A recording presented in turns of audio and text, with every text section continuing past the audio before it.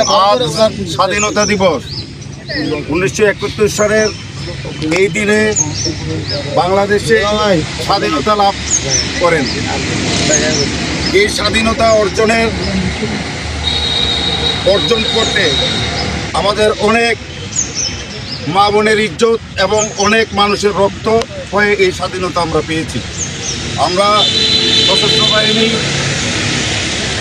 গজারিয়া উপজেলা শাখার পক্ষ থেকে এই শহীদদের প্রতি আমরা শ্রদ্ধা জানাচ্ছি এবং আমাদের এই অবসরপ্রাপ্ত সশস্ত্র বাহিনী সংগঠন গজারিয়া উপজেলা সামাজিক কর্মকাণ্ড থেকে শুরু করে সব কাজে আমরা চাকরির ন্যায় আমরা বেসামরিক জীবনও আমাদের কাজগুলো অব্যাহত রাখব। আজকের এই দিনে শহীদদের প্রতি আমাদের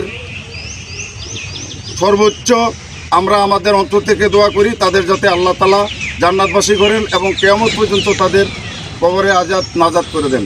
ধন্যবাদ সকলকে। আমিন।